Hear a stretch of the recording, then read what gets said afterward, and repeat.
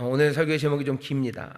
나를 사랑하시는 그리스도의 사랑, 그리스도를 사랑하는 나의 사랑이라는 제목으로 하나님 말씀을 나누려고 합니다. 나를 사랑하시는 그리스도의 사랑이에요. 그리고 또 그리스도를 사랑하는 나의 사랑입니다. 둘 다 사랑의 이야기가 오늘 설교의 주제입니다. 14절에 보면 그 말씀이 있죠. 그리스도의 사랑이 우리를 강권하시는도다 라는 말에 주목해서 말씀을 전하려고 합니다. 우리가 지난주에는 그리스도의 심판대 앞에 설 것에 대해서 바울이 확신하고 있음을 봤습니다. 그리스도의 심판대에 쓸 거예요.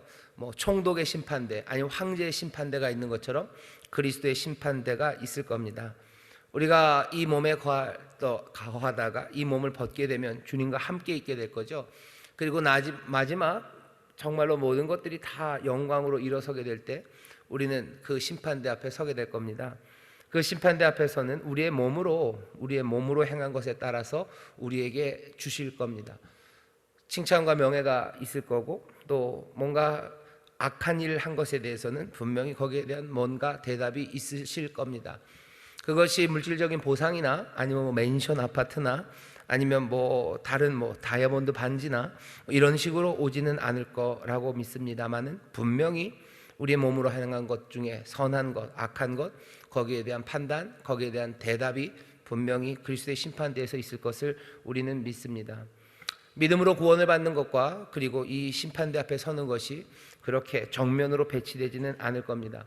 누구든지 그리스도 예수 안에 있으면 새로운 피조물이 되는 건 맞고요.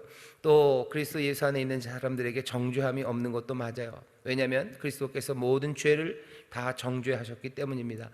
하지만 우리가 그렇게 그리스도 안에 있게 된다는 건 그리스도의 영으로 충만해진 것이고, 그리스도의 영이 우리 가운데서 행하시는 그 변화를 가로막을 게 없습니다. 사람들마다 몸으로 하는 일의 결과가 조금씩은 다를 겁니다. 열매를 맺는 양이 좀 다를 거고요. 그리고 또 일을 하고 살아가는 삶의 자리들이 다르기 때문에 그것들을 똑같이 우리가 산술적으로 몽땅 다 숫자로 다 치환해서 점수를 매길 수는 없습니다. 우리는 안 돼요. 하지만 그리스도는 그 심판대에서 가장 공평하고 또 은혜로 우리가 몸으로 행한 것들을 판단할 겁니다. 그러니 우리가 몸에 거하든지 아니면 몸을 떠나든지 사나 죽으나 우리가 주를 기쁘시게 하는 삶, 그 삶을 정말로 소망하고 기뻐하며 그렇게 살아가면 됩니다. 바울이 이제 11절서부터요 뭔가 좀 다른 이야기를 하지만 더 분명하게 우리의 삶이 우리가 몸으로 거하는 동안에 어떻게 사는지, 바울 같은 경우에는 자기가 사도로서 이 몸 안에 살아가면서 사도로 이 생을 살아가면서 어떻게 살아가는지를 우리들에게 설명을 해줍니다. 이 설명이 우리에게도 우리가 몸에 거하는 동안 우리가 사명을 받아서 나에게 맡기신 일, 또 나로 새 사람이 되어 눈뜨게 하셨을 때 내 앞에 나를 두신 그 환경에서 내가 어떻게 살아가야 될 건지 거기에 대해서 깨닫게 합니다. 11절 보시면 이렇게 시작합니다. 우리가 주의 두려우심을 알므로 사람을 권한다 되어 있어요. 우리가 주의 두려우심을 알므로 사람을 권하노니, 이렇게 주의 두려우심을 알며 사람을 권하는 것이 하나님 앞에 알리워졌고 또 너희의 양심에도 알리워지기를 바라노라 되어 있어요. 하나님 앞에는 분명히 알려졌습니다. 이미 알려졌고요. 고린도 교회 너희의 양심에도 알려졌기를 바란다라고 얘기를 하죠. 뭐가요? 우리가 주를 두려워함으로 사람을 권하는 그것입니다. 사람을 권한다라고 할 때 그 권한다는 말은요 뭔가 가르친다는 얘기죠. 가르치고 또 그 사람들에게 복음을 전하는 것에 관한 것과 관련이 있습니다. 그러니까 바울입니다. 바울과 바울 사도팀이 사람들을 권해요. 그들에게 복음을 말하고 또 그들에게 정말로 어떻게 하나님의 뜻대로 살아가야 되는지를 가르치고 하는 일들이 주의 두려우심을 알기 때문이랍니다. 주의 두려우심을 안돼요. 주의 두려우심이라는 말은 여러분들이 조금 오늘 저녁에 약간 영어 문법 공부라 그래야 되나요? 문법 공부를 좀 하셔야 돼요. 주의 두려우심이라고 했을 때 이거는 목적격입니다. 그러니까 주의라고 해서요, 여러분들 명사가 두 개가 붙으면요 사실은 명사 두 개가 붙을 수는 없어요. 항상 명사 붙을 수는 없고요, 명사가 두 개가 붙으면 둘 사이에 관계가 생깁니다. 그 관계를 어떻게든 표현을 해주려고 애를 쓰는데, 표현하는 방법이 영어 같은 데서는요 어포스트로피 s를 써요. 뭐뭐에 그러고요. 우리 한국말에서는, 국어에서는 의를 쓰죠. 의를 씁니다. 예를 들면 아버지라는 명사가 있어요. 아버지라는 명사가 있고 도착, 이것도 명사죠. 아버지 도착이라는 말은 없어요. 이거를 우리는 어떤 식으로 하죠? 아버지의 도착 뭐 이런 식으로 합니다. 그래서 아버지의 도착이 늦어지시네 뭐 이렇게 얘기를 하죠. 이 두 개를 보면 아버지, 도착이라는 명사가 똑같이 의라고 붙는데요. 하지만 두 개의 관계가 생겨요. 어떻게 되냐면 아버지의 도착입니다. 그러니까 아버지가 뭐가 되는 거예요? 주어처럼 쓰입니다. 이런 걸 주격, 속격이라고 그래요. 그 다음에 똑같이 명사가 붙는데 하나는 아버지라는 명사와 살인자라는 명사가 붙는다고 합시다요. 아버지 살인자예요. 우리가 그냥 이해하는 거는 이렇게 되겠죠. 아버지의 살인자 그러면 무슨 뜻이죠? 아버지를 살인한 사람이요. 아버지의 살인자가 늦어진다, 뭐 늦게 오네, 늦게 도착하네 그러면 여기 있는 이 아버지의라는 그 의는요, 앞에 있었던 아버지의 도착과는 달라요. 그죠? 아버지의 도착은 아버지가 주어처럼 쓰입니다. 하지만 아버지의 살인자 그랬을 때 아버지는 이건 목적어처럼 쓰여요. 살인을 당한 살인자의 그 목적이 되는 거죠. 목적어가 되는 거죠. 여기 주의 두려우심이라는 말도 뭐 번역도 그렇고요. 사실 이게 뭐 히브리 말로 써도 마찬가지입니다. 히브리 말로는 히브리가 아니라 헬라어에서는요, 이걸 관사들을 바꿔요. 그래서 그러니까 격을 바꾸죠. 격을 바꿔서 표현을 하는데 주의 두려우심이라는 말, 주의 두려우심이라는 말은 이건 목적입니다. 앞에 두려움이심이라는 말이 포본이에요. 포본 토 크리토우입니다. 토 크리토우 그러면 이격이에요. 그래서 주의 두려우심이 되지만 이게 주님이 두려워하신다는 얘기가 아니죠. 그죠? 주님이 두려워하실 리가 있습니까? 그렇지 않아요. 그래서 주격, 속격도 아니고요. 이게 또 동격을 말하는 것도 아닙니다. 동격을 말한다는 건 주는 두려우시다도 아니에요. 포번 토 크리스토 그러면은 주의 두려우신 그러면요, 주를 어떻게 해요? 두려워하는 거죠. 주의 두려우심 할 때 그 앞에 주는요, 주어라기보다는 목적어가 됩니다. 그러니까 주를 두려워하는 거예요. 주님을 경외하는 겁니다. 제가 왜 처음서부터 이런 얘기를 하냐면 뒤에 오늘 설교의 제목과 관련돼서 이 얘기가 가장 중요하기 때문입니다. 주의 두려워하심을 알아요. 이건 우리가 주를 경외하는 것, 그것이 무엇인지를 안다는 얘기죠. 주님이 심판하시는 심판주예요. 그러니 그분을 두려워함, 법원, 그분을 경외함이 무엇인지 우리는 압니다. 그 심판하시는 주, 그 주를 향한 경외는 우리가 마음을 다하여 또 그분의 뜻, 그분이 기쁘시게 하는 것, 그것들을 행하는 거예요. 우리가 주의 두려우심을 알아요. 주를 어떻게 경외하는지를 알기 때문에 그런 방식으로 사람들을 권합니다. 사람들에게 복음을 전하고 사람들에게 말씀을 가르칠 때 우리는 주의 두려움, 그러니까 주를 경외하는 것을 알기에 내 욕심 아니면 내 유익, 내 만족을 위해서 사람들을 권하고 가르칠 리가 없습니다. 왜? 우리는 주의 두려우심을 알아요. 주를 어떻게 경외하는 건지 그것을 압니다. 그러니 바울이 얘기하는 거야. 우리는 주를 두려워함으로 그렇게 너에게 복음을 전했어요. 이것을 하나님이 아신다는 거죠. 하나님이 아신다. 하나님이 아실 뿐만 아니라 바라는 건 너희의 양심도 이것들을 알기를 바란다. 그냥 너희가 알기를 바란다 하지 않고 너희의 양심이 알기를 바란다라는 말을 씀으로써 살짝은 비꼬는 거죠. 너희가 양심이 있다면 알 거다. 아니면 너희의 양심이 깨어나기 시작하면 이것을 알 거다. 지금은 모르는 것 같은데 너희가 알기를 바란다. 무슨 그런 이야기를 바울이 지금 여기서 너희의 양심에도 알리워지기를 바란다 라는 방식으로 설명을 합니다. 11절이 말하는 건 이런 거죠. 사도는 지금 어떻게 삽니까? 주를 두려워하는 것, 주를 경외하는 것이 무엇인지를 자기가 알아요. 주를 경외하는 걸 압니다. 어떻게 주를 따라야 되는지를 알아요. 주는 두려워할 만한 분이시죠. 하지만 그 두려워할 만한 분은 폭군이기 때문에 그런 건 아닙니다. 우리가 폭군 앞에서 웅크리고 기죽어서 그렇게 주를 경외하는 게 아니에요. 우리는 주님이 어떤 분인지 알죠. 만유의 주시고 또 은혜로 이 땅에 오신 분이에요. 그분을 두려워하는 방식은요, 폭군을 두려워하는 방식과는 다릅니다. 훨씬 더 마음은 따뜻해요. 그리고 내 안에서 흘러나오는 감사, 그것으로 두려워합니다. 그냥 벌벌 떠는 공포가 아니에요. 이 두려움과 경외함, 그것이 있기에 우리는 복음을 전할 때 억지로 그냥 그 공포에 눌려서 그냥 두려움에 벌벌 떨면서 나에게 맡겨진 일을 하는 게 아니고 우리는 주를 경외하는 게 뭔지를 알아요. 그 은혜의 주님, 그 놀라우신 만유의 주, 그분의 앞에 경외함으로 살아가는 게 뭔지를 알기에 우리는 그렇게 복음을 증거합니다. 어쩌면 차가운 아주 그냥 무서운 두려움 가운데 하는 것은 아니에요. 우리가 이 땅에서 이 몸을 가지고 살아갈 때 주께서 우리에게 맡기신 일들이 있습니다. 그 일을 행할 때 주의 두려우심을 우리는 알아요. 주를 경외함으로 그 일을 합니다. 여러분, 에베소서에서 그렇게 얘기하죠. 성령을 받으래요. 씨와 참미와 신령한 노래로 화답하고, 그리고 너희가 예수 그리스도로 말미암아 모든 것 하나님 앞에 감사하고 그리스도를 경외함으로 피차 서로 복종하라 되어 있어요. 서로에게 복종하는 일도요, 그리스도를 경외함으로입니다. 이게 무슨 방식이요? 서로 복종 안 하면 그냥 의도 터질 거예요. 채찍으로 맞을 거예요. 그냥 어디 깜빵에 갇힐 거예요. 그러니 그리스도를 경외함으로가 아니라 그리스도 만유의 주 은혜로 오시니 자기의 삶을 다 내어주시고 겸손하게 섬기신 그 주님 앞에서의 그 경외함과 그 두렵고 떨리는 마음으로 우리가 서로에게 복종하고 또 서로를 섬기는 그런 방식입니다. 이 몸으로 살아가는 가운데 여러분들 그래서 기억하셔야 됩니다. 주의 두려우심, 주를 경외하는 게 뭔지를 아는 사람들, 주를 경외하는 사람들이 어떻게 살아야 되는지를 우리는 알기에 정말로 그 의미, 그 방법대로 우리는 복음을 전하고 우리에게 맡겨진 일들을 감당합니다. 하나님은 이것을 아셔요. 바라는 건 우리 사랑하는 믿음의 식구들, 믿음의 사람들도 이것들을 알기를, 그래서 서로 그것으로 기뻐하고 즐거워하기를. 우리 사랑하는 교구장 목사님은 주를 경외함으로 복음을 전해요. 우리 사랑하는 구역장님은 주를 경외함으로 그 은혜 앞에서 정말로 그 두렵고 떨림으로 우리 구역원들에게 사랑을 베풀고 우리 구역원들을 위해서 헌신하고 수고합니다.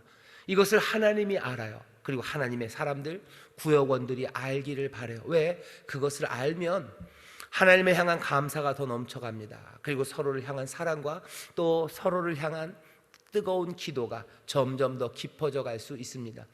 이 알면 복이 됩니다. 하나님이 이것을 아시니 하나님께서 은혜를 주시죠. 또 선한 사람들의 양심이 이것들을 살기 시작할 때 서로가 서로에게 은혜를 베풀고 가장 좋은 것들을 주기 시작합니다. 바라는 건 정말로 우리가 주를 경외함으로 우리의 삶을 살아가고 이것이 하나님에게 알려졌듯이 우리 서로에게 증거될 수 있기를, 그래서 서로가 서로를 신뢰하고 서로를 더 깊이 사랑하고 기도해 줄 수 있는 그런 믿음의 공동체가 되기를 바라고, 또 주께서 우리를 그런 변화로 이끌어 주실 것을 믿습니다. 옆에 있는 분들에게 서로 고백하셨으면 좋겠어요. 뭐라고요? 주를 경외함으로 내가 섬기겠습니다 라고 얘기해 주시죠. 주를 경외함으로 내가 섬기겠습니다. 주를 경외함으로 섬기세요. 주를 경외함으로 좋은 것들을 주십시오. 몸에 있는 동안에는 그렇게 살아갑니다. 12절에 바울이 다시 얘기하죠. 우리가 다시 너희에게 자천하는 거 아니다. 이거 자랑하는 거 아니에요. 내가 너희에게 자랑하는 게 아니라 오히려 너희가 좀 자랑해라. 너희가 자랑해라.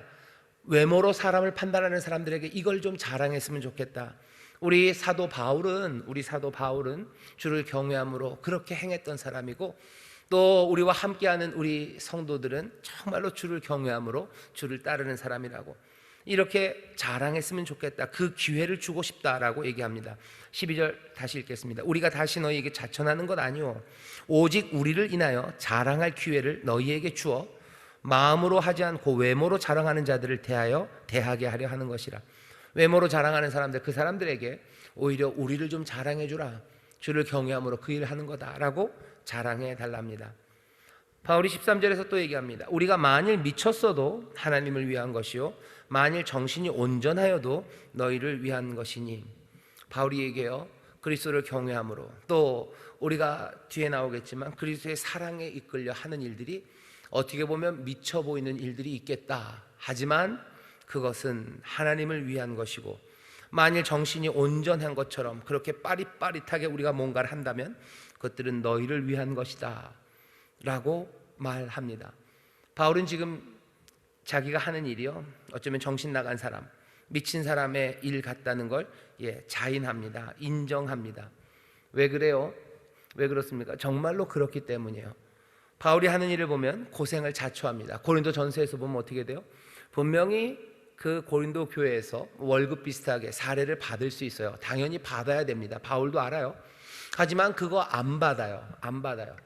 그냥 안 받을 뿐만 아니라 다른 사람들은 다 안 받는데 다른 사람들은 다 받는데 자기만 안 받습니다. 게다가 그 일 때문에 핍박을 받아요. 사례를 안 받는 것 같고 막 욕을 합니다. 사람들이 오해를 해요. 그런데도 불구하고 안 받아요. 그거 그냥 미친 짓이죠. 그냥 받으면 좋죠. 받으면 그냥 자기도 좀 편하고 사람들이 오해도 안 하고 그러면 좋을 텐데 바울은 끝까지 그 사례를 받지 않습니다. 고난당하는 자리에 꾸역꾸역 갑니다. 예루살렘에 가면 잡힌다는 이야기를 듣고도 어떻게 해요? 예루살렘으로 자기는 가요. 분명히 성령님이 주시는 예언이 분명합니다. 가면 나는 잡힐 거예요. 그래도 바울은 어떻게 해요? 그래도 갑니다. 왜 거기 갑니까? 조금 피했다가 다른 일들 하면 좋지 않겠습니까? 아니요, 바울은 그래도 갑니다.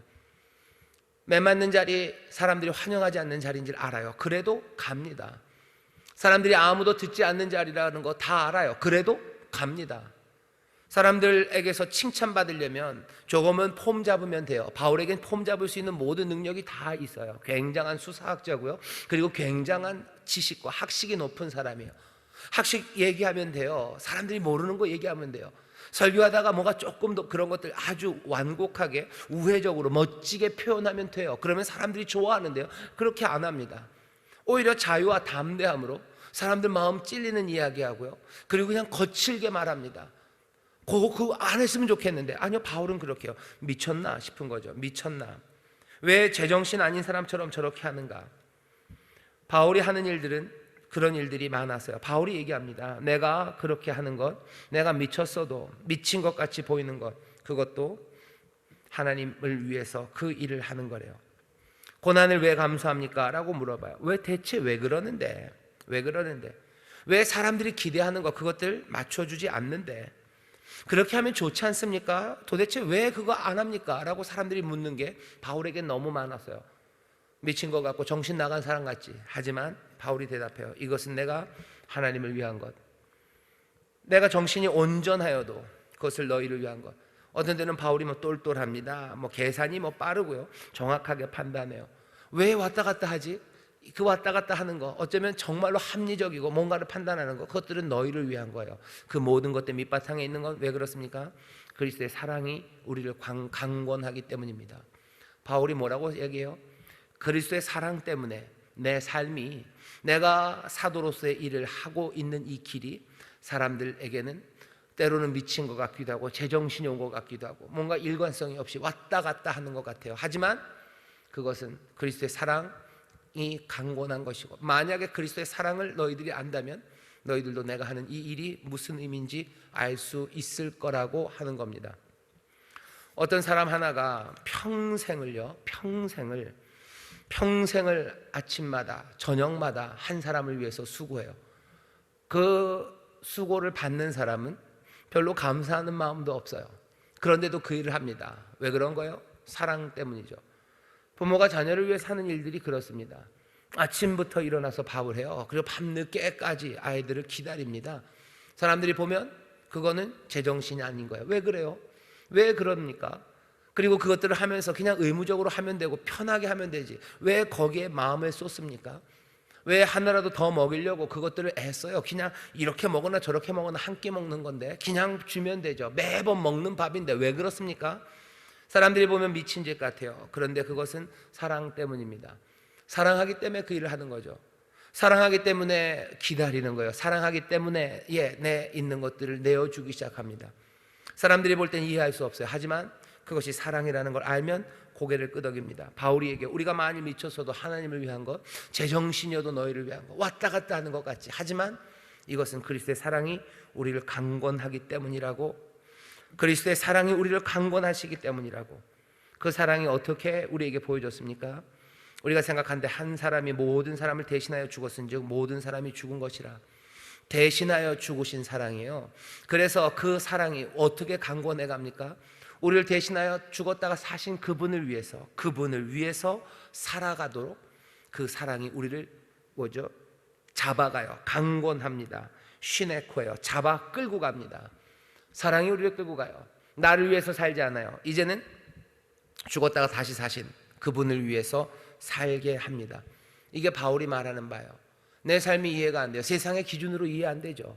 세상의 기준으로 이해 안 되는 건 당연해요. 왜? 내 그리스도의 사랑이 나를 강권하기 때문이고, 내가 나를 위해서 사는 것 아니고 나는 죽었다가 다시 사신 그분을 위해서 살기 때문이에요. 그분의 삶 자체가 이해하기 어려워요. 그리고 그분을 향한 사랑이 또 세상에서 이해하기 어렵습니다. 믿는 사람들의 삶이 그래요. 사도들의 삶이 그렇고 그리스도를 위해서 살아가는 사람들의 삶의 모습이 그렇습니다. 왜 네 몫을 안 챙기냐고 사람들이 물어요. 왜 몫을 안 챙깁니까? 내가 그리스도 나를 위하여 죽으시고 다시 사신 분을 위해 살기 때문이에요. 왜 네 몫을 안 챙기고 왜 네 만족을 챙기지 않느냐라고 물어봐요.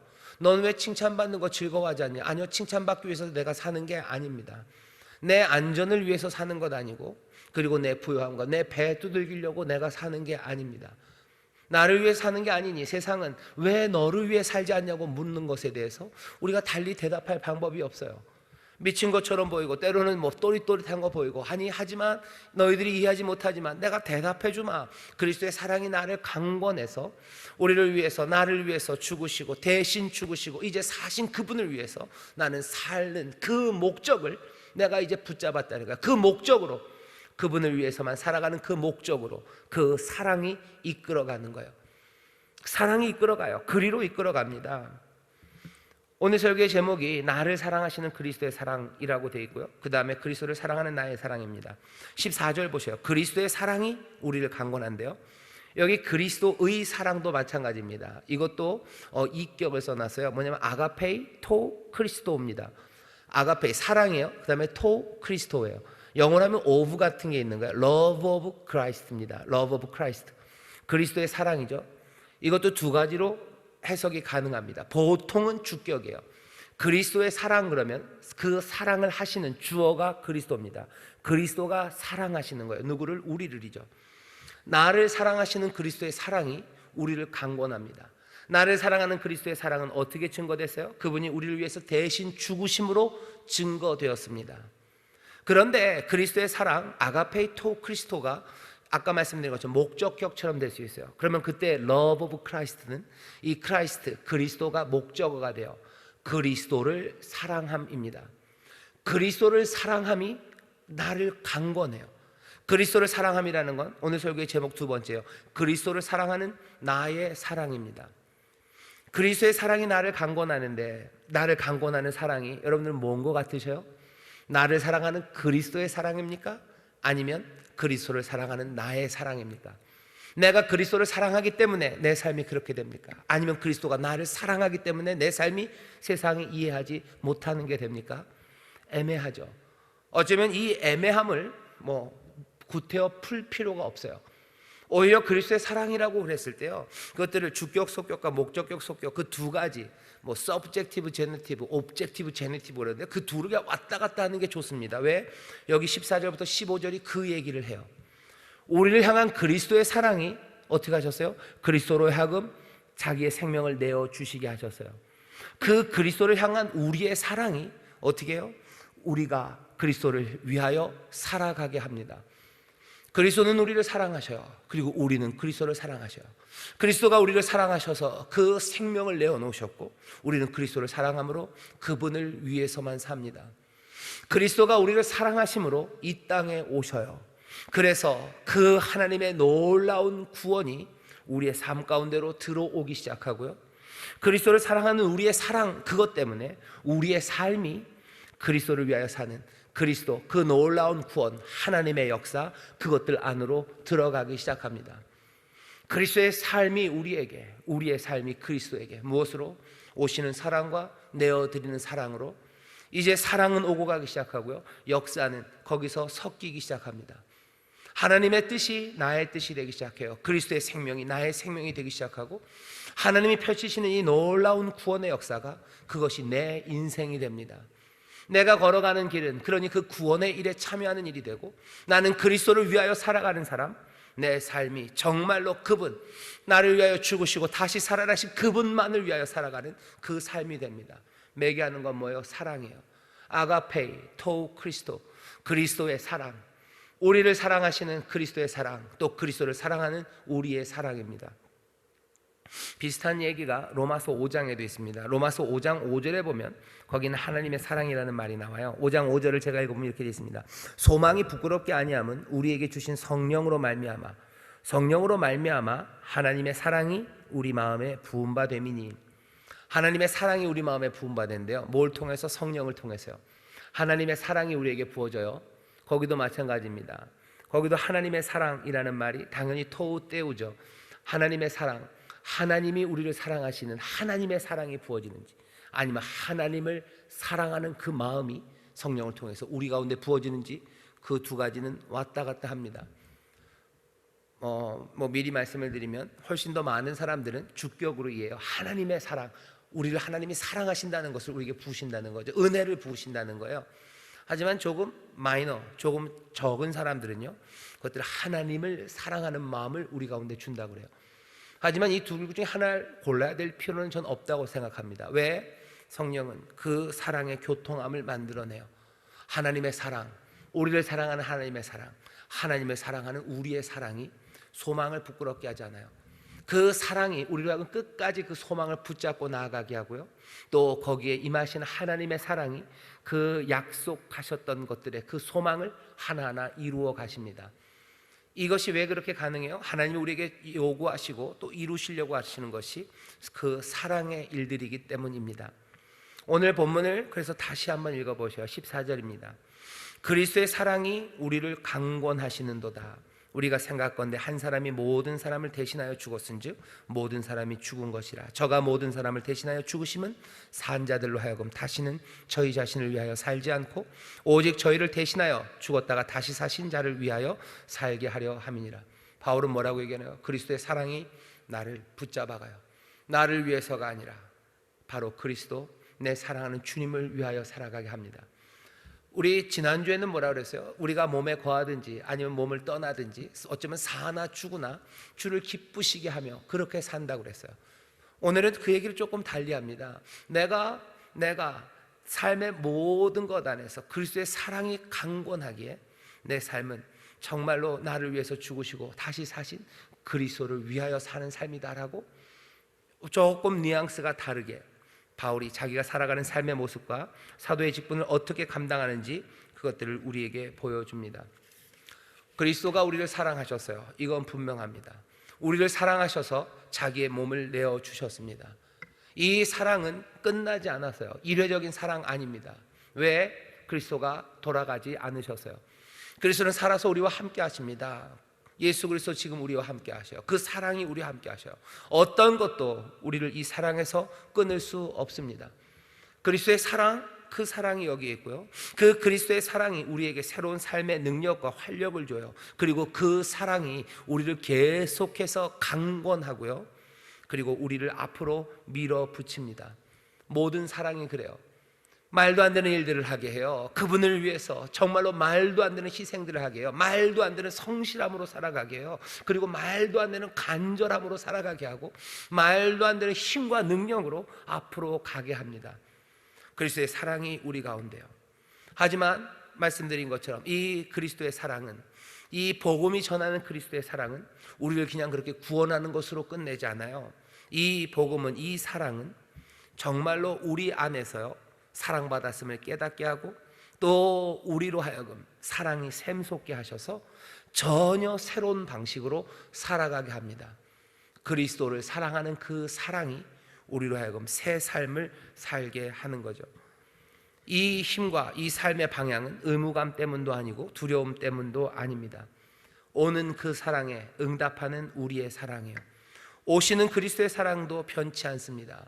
성령 안에서 또 우리가 내어드리는 그 사랑도 변치 않습니다. 그 응답이 점점 더 분명해질수록, 그리고 그 응답하는 사랑이 우리를 온전히 붙잡을수록 우리의 삶은 이전과 다르고 세상과 다른 삶의 모습을 살아가요. 그 사랑에 붙잡힐수록 달라집니다. 그 사랑이 온전해질수록 우리는 더 충만하고, 그리고 세상과 구별되는, 아니 세상에서 볼 수 없는 그런 사람들로 살아가기 시작합니다. 그리스도는 사랑하심으로 우리와 하나가 되셨어요. 우리도 그리스도를 사랑함으로 그리스도와 하나 되기 시작합니다. 이 사랑은 세상에서 오해받을 수 있습니다. 이 사랑은 사람들의 놀림을 받을 수도 있고요, 사람들을 또 놀라게도 합니다. 이 사랑은 우리를 감격하게도 하고요, 그리고 또 나 자신에게도 어리둥절함을 가져다 주기도 해요. 내가 왜 이러나 싶죠. 내가 왜 이러나, 내가 전에는 그러지 않았는데 나는 왜 이렇게 변했을까요? 답은 뭐예요? 그리스도의 사랑이 우리를 강권하기 때문입니다. 내가 왜 이렇게 지치지 않을까요? 내가 포기해야 되는데 왜 포기하지 않을까요? 그냥 떠나가 버려야 되는데 왜 나는 떠나가 버리지 않을까 합니다. 그리스도의 사랑이 나를 강권하는 거예요. 그리스도의 사랑이 나를 강권합니다. 그리스도를 향한 나의 사랑이 나를 밀어붙이는 거예요. 지쳐 포기해야 될 것 같은데 아니요, 다시 일어서는 것, 그거 사랑입니다. 내가 돌봐야 되는 사람들, 정말로 우리를 지치게 할 때가 많습니다. 하지만 그래도 떠나지 않아요. 왜? 사랑 때문이죠. 우리가 하나님의 뜻을 따라서 걸어가면서 지칠 때 많고 포기하고 싶을 때 많고 에라 모르겠다 싶은 시간들이 있지만 우리가 거기서 포기하지 않습니다. 나 자신에게 어리둥절해요. 내가 왜 이럴까 싶은 거죠. 내가 왜 이렇게 성실할까? 내가 왜 이렇게 지치지 않을까? 포기해야 되는데 나는 왜 자꾸 앞으로만 나갈까? 바울이 대답해 줍니다. 그리스도의 사랑이 우리를 강권해 준다고. 여기 새로운 삶의 모습입니다. 사랑은 우리를 새롭게 해요. 새 세상을 열고 새 사람으로 그곳에서 살아가게 합니다. 하나님의 삶이 내 삶이 되고 주님의 삶이 나의 삶이 되는 그 귀한 일로 우리를 묶어 가시는 것, 붙잡아 가시는 건 그리스도의 사랑입니다. 오늘 이 밤에 여기 사랑하는 성도들이 모여 있습니다. 여기 가모니 가족 친양 예배 나오신 여러분들, 그리스도의 사랑, 그 사랑을 입으신 분들이에요. 뿐만 아니라 그 그리스도를 사랑하는 사람들이 모였습니다. 그렇게 살아간다는 사람들이라면 그 목적을 영접해요.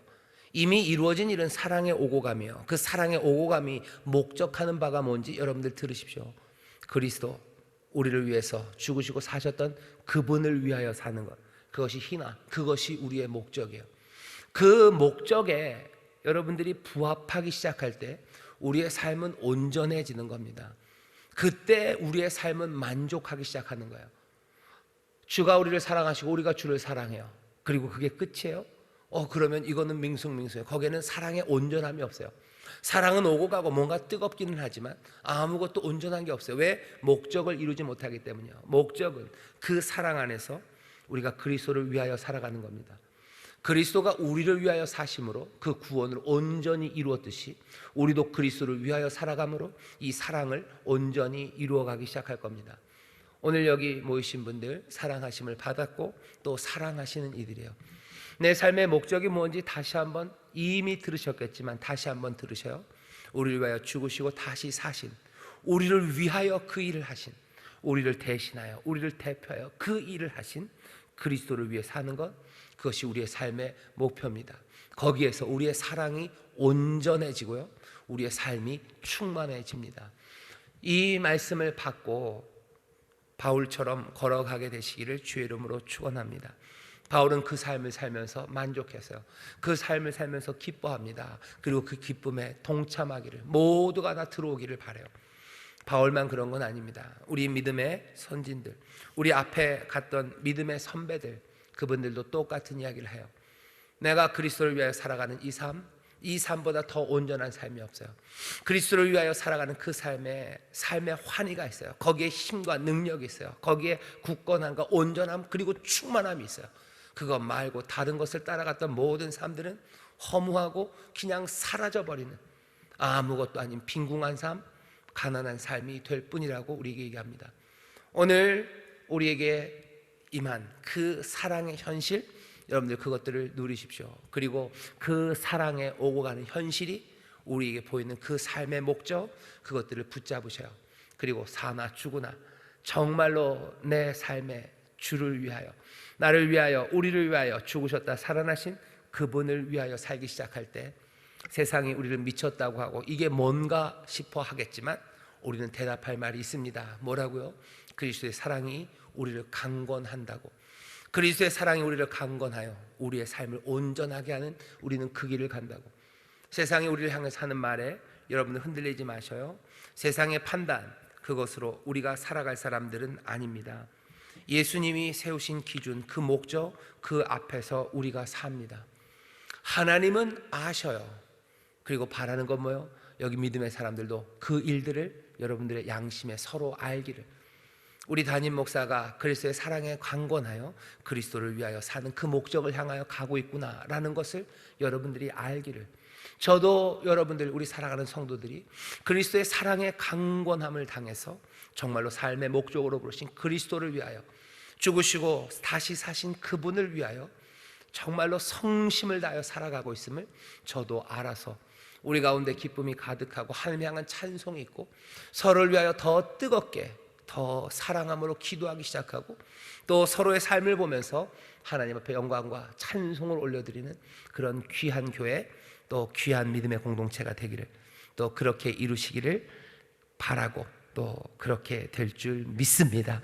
우리 안에 이 일이 이루어지면 얼마나 아름답겠습니까? 온전한 그리스도의 장성한 분량까지 함께 자라가는, 그래서 만물을 충만하게 하시는 자의 그 충만으로 가득한 그런 가슴 벅찬 교회, 가슴 벅찬 신앙인들이 이 전을 가득 채우고 또 그 빛으로 많은 사람들에게 소망 그리고 삶의 길을, 생명의 길을 전하게 되기를 바라고 또 그렇게 이루어 주실 줄 믿습니다.